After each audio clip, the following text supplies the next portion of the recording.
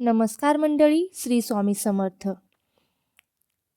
आता गणेश जयंती कधी आहे, तसेच पूजा कशी करावी, गणपती बाप्पांना कोणता नैवेद्य दाखवावा, या दिवशी चंद्रदर्शन का घेऊ नये, तसेच पूजेचा शुभ मुहूर्त कोणता, तर ही सर्व माहिती आपण आजच्या व्हिडिओमध्ये पाहणार आहोत.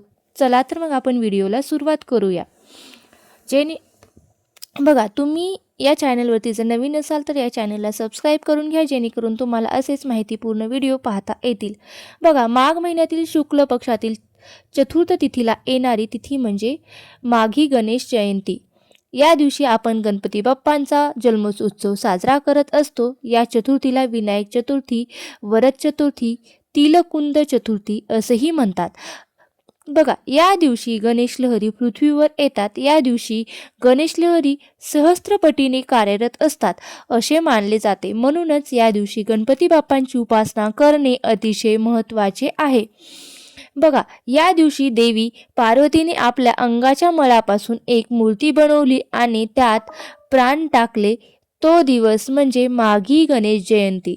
स्कंद पुराणात एक कथा आहे की नरांतक राक्षकाचा वध करण्याकरता गणेशाने महर्षी कश्यप व माता अदितीच्या पोटी विनायक या नावाने अवतार घेतला होता. म्हणून ही विनायक चतुर्थी म्हणून सुद्धा प्रसिद्ध आहे. या दिवशी धोंडीराज गणेश स्वरूपाची सुद्धा पूजा करावी असे सांगितले जाते. तर विष्णू देवाने जसे अनेक अवतार घेतले, तसेच गणेशाने सुद्धा असुरांचा नाश करण्यासाठी 8 अवतार धारण केले. यापैकी गणेशाचे मुख्य 3 अवतार मानले जातात. या 3 अवतारामध्ये 3 जन्मदिवस साजरे केले जातात. पहिला दिवस वैशाख पौर्णिमेला पुष्टीपती विनायक जन्मदिवस, दुसरा भाद्रपद शुक्ल चतुर्थी म्हणजे श्री गणेश चतुर्थीचा दिवस, आणि तिसरा म्हणजे माघ शुक्ल चतुर्थी म्हणजे श्री गणेश जयंतीचा दिवस असतो, तोच माघी गणेश जयंती.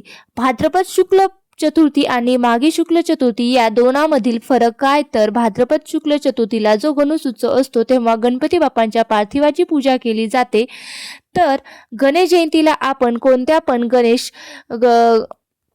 गणेश मूर्तीची पूजा करतो. तर आता गणपती बाप्पांच्या पूजेचा मुहूर्त काय आहे, तर बघा, गणेश जयंतीचा यावर्षी गुरुवार दिनांक 22 जानेवारी 2026 रोजी आहे. आता 22 जानेवारीला सकाळी 2:47 ही चतुर्थी प्रारंभ होणार आहे. तर 23 जानेवारी 26ला 2:28 ही तिथी समाप्त होणार आहे. आता गणपती पूजेचा मुहूर्त काय आहे, तर सकाळी 8:26 सुरू होणार आहे ते दुपारी 1:37 संपणार आहे. यामध्ये तुम्ही पूजा करू शकता. आता ही पूजा कशी करायची, नैवेद्य कोणता दाखवा ते मी तुम्हाला सांगणार आहे. या दिवशी सकाळी लवकर उठून स्नान करायचे आहेत. स्नान करताना त्यामध्ये तुम्हाला थोडेसे तीळ टाकायचे आहेत. नंतर तुम्हाला एका पाठावर किंवा चौरंगाला लाल रंगाचे वस्त्र घालायचे आहेत. त्यावर तांदूळ ठेवायचे आहेत. तांदळावर गणपती बाप्पांची प्राणप्रतिष्ठा करायची आहे. नंतर गणपती बाप्पांची पूजा करायची आहे, षोडोपचारे पूजा करायची आहे. आता त्यासाठी एक तामणामध्ये काय घ्यायचे, तर त्यात गणपती बाप्पांची मूर्ती ठेवून पहिले अभिषेक करून घ्यावा. पहिले 5 किंवा 18 वेळा पाण्याने अभिषेक करावा.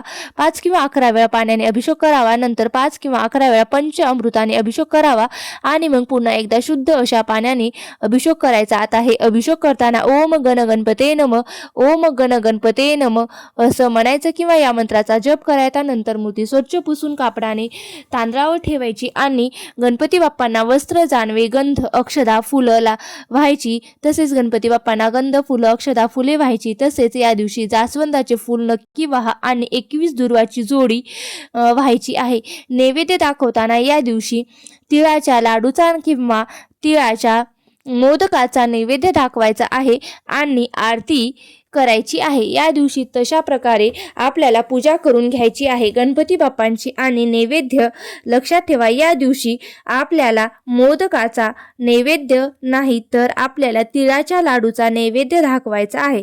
तिळाचा मोदक केला तरीही चालतो, तो करून दाखवला तरीही चालतं. आता माघ महिन्याच्या गणेश जयंतीला आपण चंद्रदर्शन का घेऊ नये हे तुम्हाला मी सांगते. बघा, हिंदू धर्मामध्ये गणपती हे आराध्य दैवत आहे.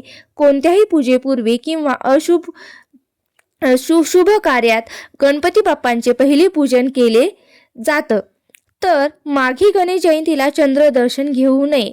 तर या दिवशी एक त्यामागे कथा आहे. तर त्या दिवशी चंद्राला बघायचे नाही. म्हणजे नेमकं काय करायचं, तर या दिवशी चंद्रदर्शन करायचे नाही.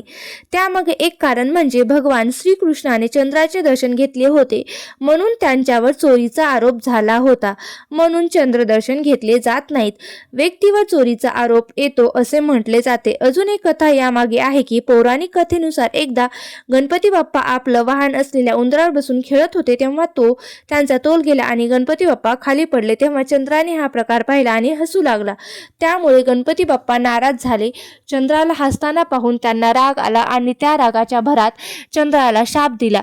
जो कोणी भाद्रपद चतुर्थीला तुला पाहिल त्याला खोट्या आरोपाचा सामना करावा लागेल. नंतर चंद्रदेवांना आपली चूक लक्षात आली आणि त्यांनी श्री गणेशाची क्षमा मागितली.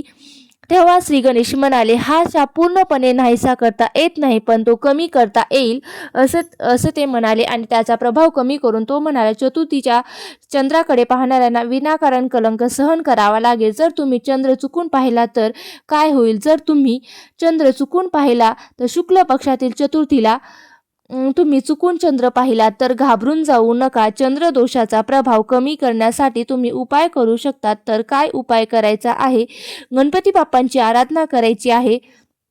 त्यामुळे तुम्हाला काही म्हणजे दोष लागणार नाहीत. जर तुम्ही चुकून पाहिला तर आता या दिवशी तुम्हाला कोणता मंत्र, काय उपाय करायचा आहे? तर ओम गण गणपतये नमः, ओम गण गणपतये नमः हा मंत्र म्हणायचा आहे. तसेच या दिवशी गणपती स्तोत्र म्हणायचं आहे, गणपती अथर्व शीर्ष म्हणायचं आहे.